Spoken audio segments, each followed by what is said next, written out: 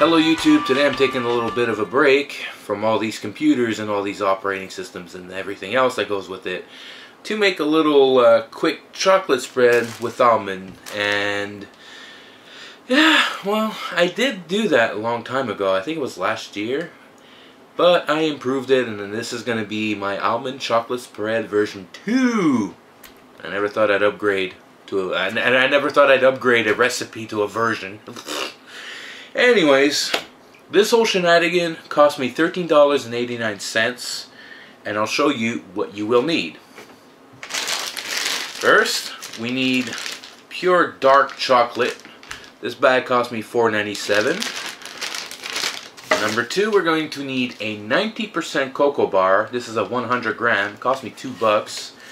So that's around $7. And for $6, I got this much almond powder. That's not garlic or anything else. That's almond powder.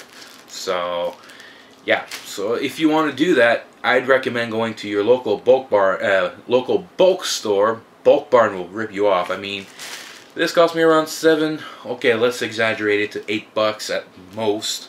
And this will probably cost me around $15 at Bulk Barn. So yeah. So anyways, in order to complete this, we also need a bit of oil. And in order to do that, and to get this thing started, to the kitchen! So the main tool you're going to need is a steamer, but it basically consists of hot water, boiling water on top of your other pot. If you don't have that, just take a small pot and a bigger pot to mix your stuff in. So let's go ahead and wait for it to get all warmed up, and we'll get started. So it's been around 3 to 4 minutes, and we're getting a bit of steam, so it's starting to become safe to put in the chocolate. So now we're going to keep it all on an even layer. These little marks here, these lighter areas, are just basically scratched up chocolate bulk. I mean, the chocolate chocolate cubes. They're basically, well, you know, they've been bashed around, so yeah. And as you can see, the chocolate's starting to melt a little. I don't know if you can see it. Yeah, there you go. So what we need to do in order for this to not stick is take a bit of oil, a wee bit of it, and just drop a dab. There you go. That's good enough. This will also prevent the mixture from getting all sticky after, and it won't firm up as much as you'd think, because when chocolate hardens and everything hardens, well, with the oil it keeps it spready for a while, and once the mix is done, it's still going to be soft, and you can pretty much use it anywhere you want. However, if it does get firmed up, a quick 15 to 30 second zap in your microwave will fix the will fix the firm issue, and it'll fix the firm issue for a couple days. So, and just to be aware, there are no preservatives. So now, let me melt that chocolate, and I'll be right back. So it looks like we're all melted here. It's also a very good thing to watch your temperature so it doesn't spill everywhere. So if you start, it's a good thing to check also, because if it starts spilling over, yeah, reduce your fire. So now we're all nice and melted, but we're not done yet. We still have that thing to melt. So now that this thing is successfully melted, we will go ahead and melt that. And because this thing's already melted and has quite a bit of heat to it, this thing is going to be faster to melt. So all you need to do, break them in, see if you can break them the best you can. Small little chunks. There you go. There you go. There you go. That should do the trick. So now, this, well, we'll add the rest of the chocolate and kind of a bitter taste. And yeah, it does get your hands messy. So, and for those of you who wondered, why am I not adding sugar? Well, that's because the dark chocolate is the sugar, and the 90% cocoa chocolate is the bittersweet. It's the bitter part. So it actually is way less sweeter than Nutella itself, and it's much healthier because well, less sweet, has almond powder, so it's very good for you. 2 to 3 toasts, and you can actually get stuffed, packed full of energy for, I could say, anywhere between half the day or even throughout the day until your supper time comes by. So that's always a good thing to have, you know.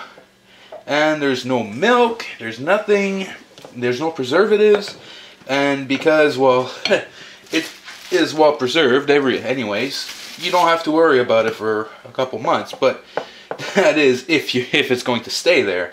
If you don't like 90% cocoa, that's okay, just go down to 70. If you don't like a high amount of cocoa, just go with a higher amount of dark chocolate, 100 grams more. And the recipe is in the description, by the way.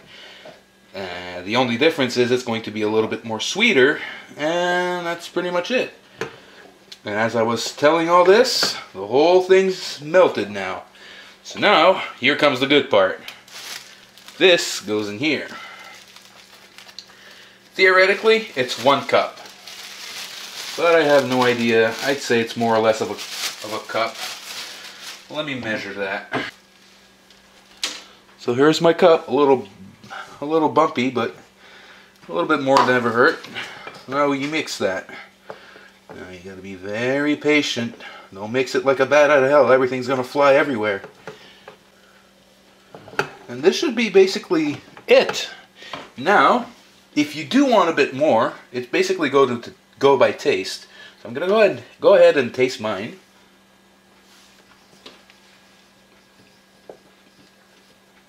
Oh yeah, that packs a heat.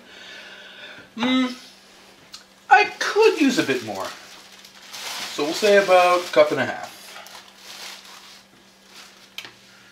That's about it. That's to my liking anyways. A little bit more never hurt. There you go, mix it all up.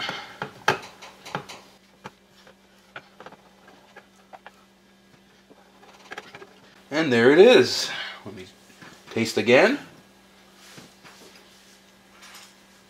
Awesome. And on top of that, look, I even have some leftovers, so I can do it next time. So now, I have a bit of oil. But because the product's finished, a tad bit more. Yeah, that's good enough.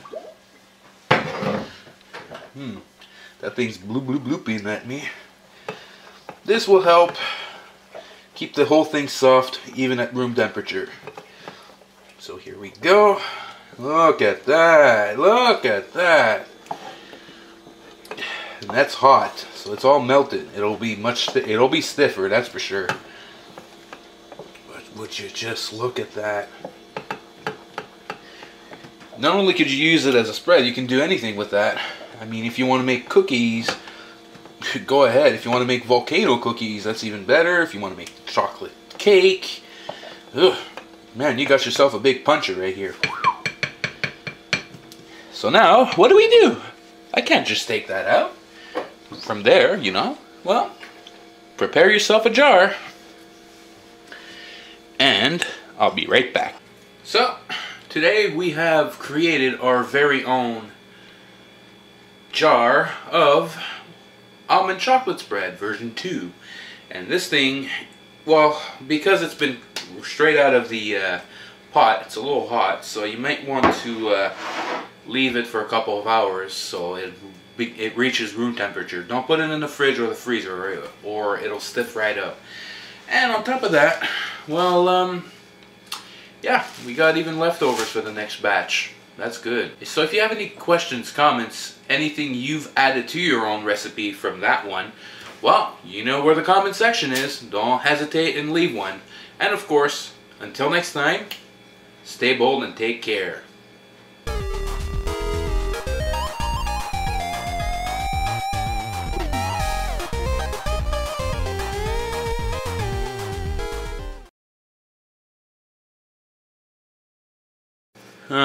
I forgot one thing. If you're not careful pouring it in your jar, well, on a white shirt this happens. Son of a bitch.